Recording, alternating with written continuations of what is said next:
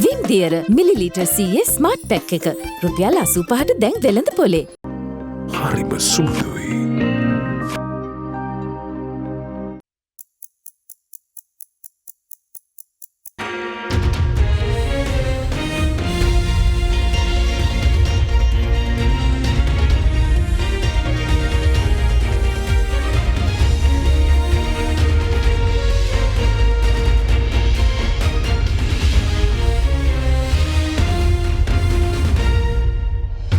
Tonight on First at 9, this Tuesday the 14th of March 2023. Disagreement. Trade unions hold spate of protests across the country, with many more to follow suit soon.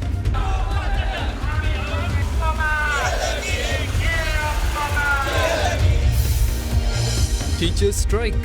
Several exams of schools and districts postponed due to the protests carried out by the Salon Teachers Union and Principals Grade Officers Association. Removing the burden. Cabinet spokesperson Bandara Gunawardena says that steps might be taken to reduce the pay tax from April. Next destination. Sri Lanka needs to be the next MICE destination, says Minister of Tourism Harin Fernando. Alliance Finance මෙතුරු රන්නයි සේවාවෙන් රන් පවුම්කට රුපියල් 1,70,000ක ඉහළ අධිකාරම. ඔබේ විශ්වාසය දෙනු සෙන්සුරයින් දැන් ළඟමැති ෆාමසියෙන් ලබා ගත හැක. From AdaDerana, this is AdaDerana First at 9 with Andrew Bernard. Live from Studio 24 in Colombo. A very good evening and welcome to AdaDerana 24's English News. In a top story for tonight, several trade unions engaged in strike actions and protests during the day to express their objection to the government over several matters including the current tax policy. Further, it is reported that the Locomotive Engineers Union and trade unions affiliated with the insurance and telecom sectors are also expected to launch strike actions to express their objection from tomorrow.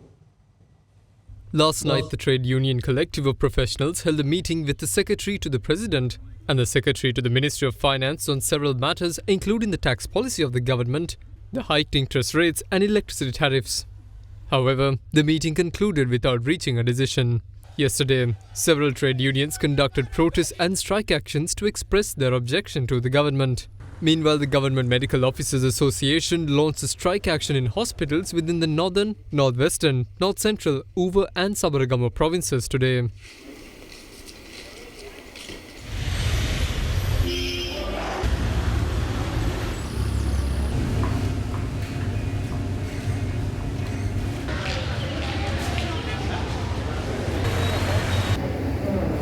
The patients who were at the hospital were heavily inconvenienced as a result. In the meantime, the port trade unions engaged in strike action of working to rule for a second consecutive day. The Ceylon Electricity Board Engineers Union also engaged in a work to rule strike action to support the ongoing trade union strike. In the meantime, the trade union of the National Water Supply and Drainage Board refrained from duties between 10 am and 2 pm. The Ceylon Bank Employees Union and the Central Bank Trade Union Alliance held protests in different locations in Colombo to express their objection to the tax policy of the government.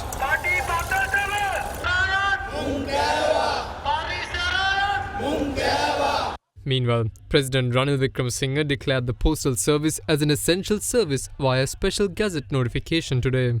In this backdrop, the postal trade unions held a protest before the Central Mail Exchange during their lunch hour. From midnight today, the Locomotive Engineers Union is expected to commence a 24-hour token strike. Ahead of the planned strike action of the locomotive engine operators, the leave of all categories of staff in the railway department has been cancelled, with effect from today until further notice. The railways chief has notified all the heads of the department to submit a report of the employees who do not report to work tomorrow, after asking them to show cause. Now, in a backdrop where the term examinations at schools are expected to commence tomorrow, the Ceylon Teachers Union and the Principals Grade Officers Association are expected to launch a strike action to express their objection to the government. Taking this situation into account, several provinces, including the Western and Central, have taken measures to postpone the term end examinations.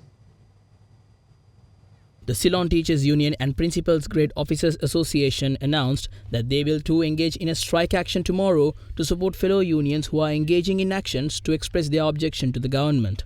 Taking this situation into account, the Western Province Director of Education has instructed the authorities of all schools to postpone the end-term examinations scheduled to commence tomorrow. Accordingly, the Grade 9 term test exams will be postponed to the 21st of March, while the term test exams for Grade 10 and 11 are postponed to the 22nd of March. Meanwhile, the Central Province Director of Education said the end-term examinations for grades 6 to 9 will be postponed to Friday, while the exams for grades 10 and 11 will be postponed to 22nd of March. The Sabaragama Province Director of Education also stated that the end-term examinations for all students from grades 6 to 11, which were scheduled to be held tomorrow, will be postponed to 22nd of March for all schools within the province. However, the Northern Province Director of Education confirmed that the end-term examinations for schools within the Northern Province will be held tomorrow if 50% of the students of the respective schools within the province are present in class. Now, Vice Chairman of the Ceylon Chamber of Commerce, Duminda Hulangamu, says that although tax reforms are painful, their positive results can be expected to take place in the coming days. A session of the National Law Conference 2023 under the theme Taxation in the Context of Recent Reforms was held in Colombo yesterday. We had to go for tax reforms in order to bridge the deficit, and the reform is painful. But if you don't go through that, the pain will even be harder in the years to come. So it's better to take now, rectify ourselves and come out of the situation. 1.2 trillion cost as opposed to the rest of the costs. So that 1.2 trillion will have to come down over a period of 3 to 4 years is our estimate. It can't happen overnight. But I must say that all the unions who are on the road, on the streets today, against the tax increase, but I must say the people who are on the streets are paying only 5% of tax from what I gather, right? Never objected to any government when they recruited and oversized the public sector. When they recruited 100,000 graduates 2 years ago, not a single trade union objected. So when you recruit and overemploy any of the institutions, none of them objected. But today they're objecting to the increase of taxes to pay their own salaries. Glad to say that we have overcome this situation much faster than most countries. I don't think any country who has gone through similar crisis situations been able to secure an IMF deal as fast as we have done. The medium-term measures are being taken, the results of which we might see in a year or two. The impact of taxation, if it goes through, in my view, will consolidate government revenue and will give us space thereafter to borrow within our means. And then with our own money and once the financial situation of the government improves, then Sri Lanka will be attractive for foreign investments. Sri Lanka will be attractive for donor agencies. Sri Lanka will be attractive for bilateral funding. But the projects are stopped. The bilateral projects, the multilateral projects, all can start once the IMF gives us the green light saying Sri Lanka is now an economically sustainable nation. My message is to support the reform process. Now, Cabinet spokesperson Bandula Gunawardena stated today during the Cabinet media briefing that the President has instructed officials to take steps to provide relief to the people if through the pay tax, if the government has been able to collect the necessary refunds through revenue. Speaking to the Cabinet media briefing, he stated that such relief would be extended to the state sector employees. Indian Revenue Act එක අනුව අප්‍රේල් මාසයේ ඉඳලා මේ pay tax threshold එක තවත් අඩු කරනවාද ලක්ෂ 5කට ඒ කියන්නේ 45000ක් වගේ වෙන්න එහෙමද තියෙන්නේ මේ අප්‍රේල් මාසයෙන් පස්සේ එන මුදල් වර්ෂේ මේ සඳහා මුදල් අමාත්‍යාංශයේ ලේකම්තුමා හා අදාළ බදු නිලධාරීන් විසින් මේ පවතින තත්ත්වයේ පිළිබඳ ඇති වෙලා තිබෙන දැඩි දුෂ්කරතාවය පිළිබඳ සාකච්ඡා පට රාශියක් පවත්වලා තිබෙනවා. දැන් රජයේ සේවකයන්ගෙන් 10% පමණයි මේ බද්දට යටත් වෙන්නේ. අනිත් 90ට රාජ්‍ය සේවකයන්ට මේ බද්ද අදාළ වෙන්නේ නැහැ. ඒ නිසා යම්කිසි රජයේ ආදායම් මාර්ගය ඉහළ ගියොත් මේ ඇති කරපු ප්‍රතිසංස්කරණ වලින් ප්‍රථමයෙන්ම සහන ලබා දීම සඳහා අවශ්‍ය ක්‍රියාමාර්ග ගන්නේ රාජ්‍ය සේවකයන්. ඔවුන්ගේ දීමනා යනාදිය බද්දට යටත් වීම පිළිබඳව වෙනම කමිටු විසින් සලකා බලාගෙන යනවා. ඔබ කියන දේ අප්‍රේල් මාසෙන් පස්සේ වෙන්න පුළුවන්. මේ රාජ්‍ය ආදායම බදු ප්‍රතිසංස්කරණ තුලින් අවශ්‍ය ලෙස වැඩි වුණොත් වැඩි සහනයක් ලබා දීම සඳහා ජනාධිපතිතුමත් උපදෙස් දීලා තියෙනවා. මේ මුදල් අමාත්‍යාංශයට ඒ පිළිබඳ වෙනම සලකා බැලීම් සාකච්ඡාවන් පැවැත්වමින් පවතිනවා. Now, Sri Lankan authorities have been given the go-ahead to proceed with implementation of a pilot project to set up floating solar panel power plants on 2 reservoirs in Ratnapuram. To this extent, the Minister of Trade, Industry and Energy of the Republic of Korea agreed to provide a grant amounting to 683 billion Korean won.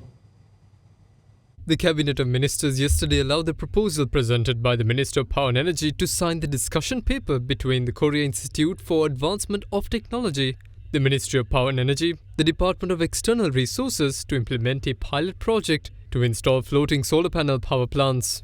The solar panels are expected to be set on the surface of the Kiribban Reservoir and the Chandrika Reservoir in the Ratnapura district. Under the Framework Convention of Grant Aid signed between the Republic of Korea and Sri Lanka in 2009, the Minister of Trade, Industry and Energy of the Republic of Korea has agreed to provide a grant amounting to 6.83 billion Korean won for the installation of a floating solar power plant with 1 megawatt capacity on the surface of the reservoirs. The Korea Institute for Advancement of Technology will act as a monitoring agency for the pilot project on behalf of the Korean government. Further, the approval of the Cabinet of Ministers was granted at the Cabinet meeting held on the 18th of July 2022 for the preparation of an anti-corruption draft bill. The Attorney General has granted clearance to the said draft bill which was prepared by the legal draftsman. Accordingly, approval of the Cabinet of Ministers was granted for the proposal submitted by the Minister of Justice, Prison Affairs and Constitutional Reforms to publish the anti-corruption draft bill of the government, Prison Affairs and Constitutional Reforms to publish the anti-corruption draft bill on the Government Gazette notification and furnish the same to the Parliament for its approval. Now a committee will be formed by President Ranil Wickremesinghe to identify suitable government hospitals as teaching hospitals to provide clinical training for medical students enrolled at the General Sir John Kothawala University, Dr. Neville Fernando Hospital, Lyceum Campus and other universities in Colombo, Kalutara, Gampa, Kurunegala and Polonnaruwa without hampering the training of students in state universities. According to the President's Media Division, the State Minister of Health, Dr. Sita Aramepola, will be appointed as the chairperson of the committee. The committee will be responsible for studying, reviewing and identifying suitable government hospitals to function as teaching hospitals to provide clinical training for students at KDU and among other universities. The committee is also expected to make recommendations for the necessary developments to upgrade the hospitals identified for the provision of such training and submit a report on the findings and recommendations of the committee within a period of 8 months.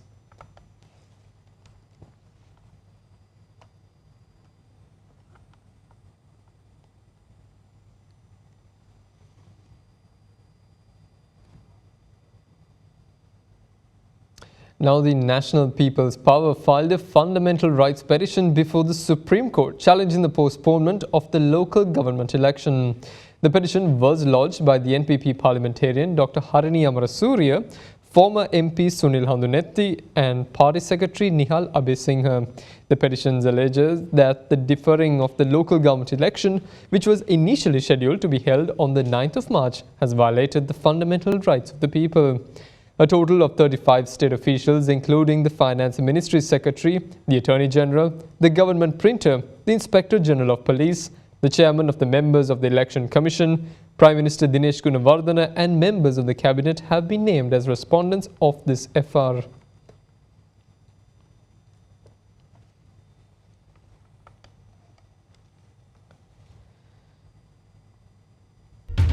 Now stay with us to find out the latest plans of the Ministry of Tourism in branding Sri Lanka as a tourism destination.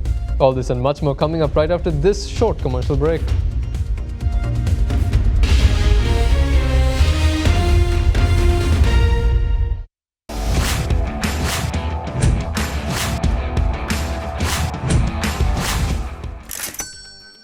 ගොඩමඩ පෙරලි කරන බලපුළුවන් කාරයා මහින්ද්‍රා යුවෝ ටීමෝ වෙතින්.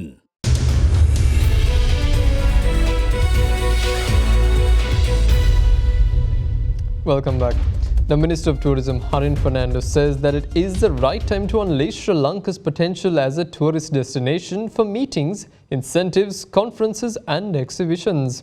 Addressing a gathering at the MICE Expo exhibition, the Minister further stated that the next destination of the MICE conference should be Sri Lanka. The inauguration of Sri Lanka MICE Expo 2023, an event to promote Sri Lanka as a venue for meetings, incentives, conferences and exhibitions, and to showcase Sri Lanka as a world-class MICE centre, was held this morning under the patronage of Minister of Tourism, Harin Fernando. Sri Lanka is one of the very few countries in the world that offers you everything from coastal train rides, breathtaking mountainous regions, wildlife, adventure sports, wellness retreats, and many other attractions, all in a few hours of each other. We are working very closely, Convention Bureau, to promote Sri Lanka as a MICE destination. In fact, if you look at last couple of years, total MICE movements, we have handled about 65% of that. It shows how closely we are working and how dedicated we are to promote this destination as MICE destination. We have about 35 destinations we operate the globe, especially 9 destinations in India with about close to 100 flights a week. We operate daily flights to most of the destinations in India. And of course, Europe, Middle East, Far East, India, and Maldives, and so on. 75 years of independence Sri Lanka have celebrated this year.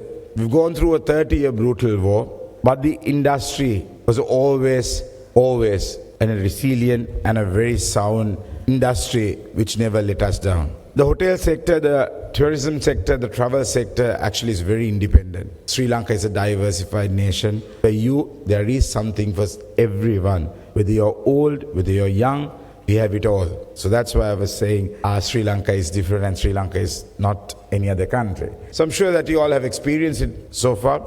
And when it comes to MICE, I have to say Sri Lanka tourism have not really in the past thought about this strong. But it is an ideal time to realize our potential.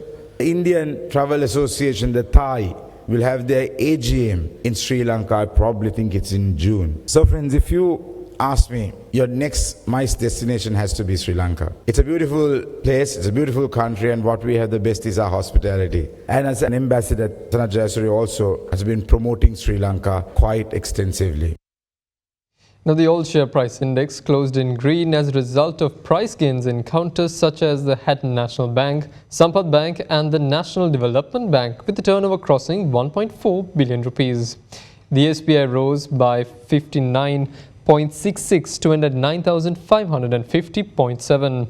However, the S&P SL20 didn't share the same sentiment as the ASPI as it closed in red, ending down 3.5 to close at 2,991.33. High net worth and institutional investor participation was noted in Haley's, Hatton National Bank and John Keel's holdings. Mixed interest was observed in Lanka IOC, ACL Cables and Expo Lanka Holdings, whilst retail interest was noted in SoftLogic Capital, SMB Leasing Non-Voting and Piramar Glass. Foreign participation in market activity remained at subdued levels, with foreigners closing as net buyers. The market turnover in the meantime saw a net foreign inflow of 139 million rupees. So far in 2023, the market has recorded a total net foreign inflow of 3.2 billion rupees. Now let's take a look at how the Sri Lankan rupee traded against other major currencies during the world.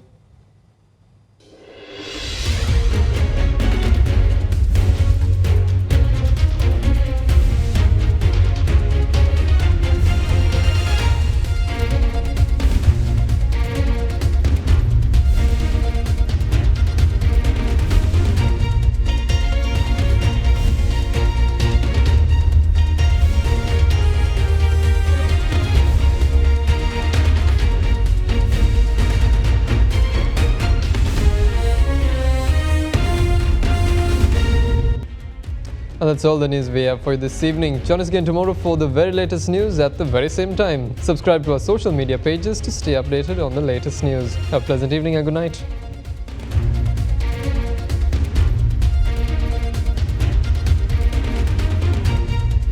For news and information you can trust 24 hours a day, visit AdaDerana.lk.